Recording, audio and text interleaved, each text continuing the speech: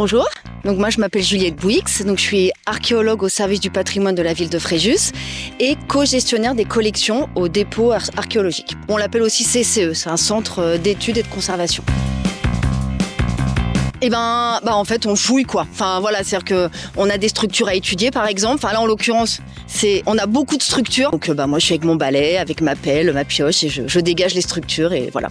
Et on ramasse bien sûr le mobilier associé qu'on trouve dans les différentes couches.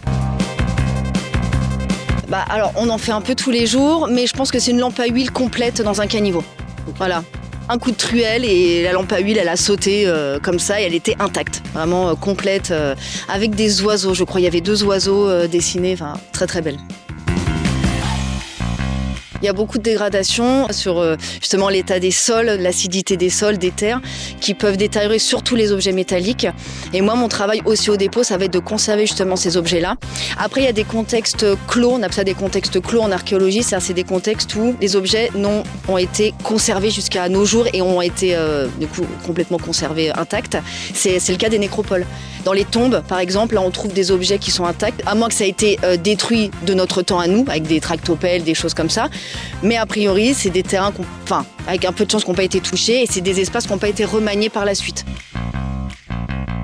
Alors moi, mon travail, ça va être justement entre autres, après je suis aidée souvent de mes collègues aussi. Voilà, on trie par type de matériaux et spécialité des prochains justement spécialistes qui vont travailler dessus. Voilà, donc après c'est reconditionné, c'est lavé, séché, inventorié ou pré-inventorié. Et après moi je vais donner aux spécialistes par exemple du verre.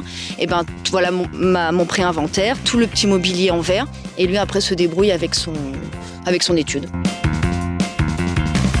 Après, au niveau des choix des objets, alors ça peut être des objets complets, et après c'est des contextes scientifiques. Enfin après il y a une démarche scientifique derrière, c'est qu'on maintenant nos musées, on pose pas un objet simplement en vitrine pour la beauté de l'objet. Bon, c'est chouette aussi d'avoir des beaux objets, mais il y a plus une démarche scientifique derrière et quand même un projet.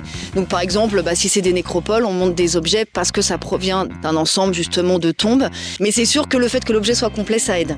Après, il y a des objets qu'on peut choisir de mettre aussi en vitrine parce qu'ils sont exceptionnels, qu'on n'en a jamais eu des comme ça. Après, ils sont tous un peu importants, quoi. Et encore une fois, c'est le contexte qui importe. Par exemple, je dis n'importe quoi, si vous trouvez un bijou dans la rue, bon, c'est un bijou, c'est chouette, on peut se dire, voilà, le Romain ou la Romaine qui l'a perdu, c'est une erreur et tout. Par contre, voilà, en contexte funéraire, par exemple, là, ça va être déposé volontairement. Il y a un geste un petit peu, il y a un geste derrière, c'est différent. Et après, tous les objets sont plus ou moins intéressants. Et comme je vous disais, la céramique permet vraiment de dater. Donc là, pour le coup, ça ne peut pas être daté et voilà. Après, voilà, ça dépend du contexte.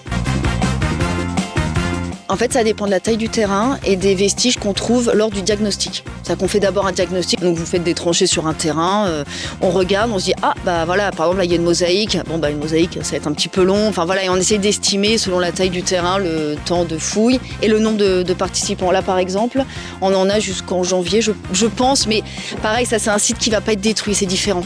Par rapport à d'autres chantiers de construction où là on est un petit peu pressé, c'est l'archéologie préventive, donc voilà. Donc là on a un peu plus notre temps, donc je pense que ça va durer un peu plus, mais ça peut aller de 2 à 7 mois quoi. Alors le conseil déjà, c'est qu'il faut être passionné parce que c'est quand même des conditions qui sont difficiles comme on est dehors, on se fait un peu mal au dos, tout ça, donc faut vraiment être passionné, mais c'est génial quoi. Vraiment, moi je sais que j'apprends encore tous les jours.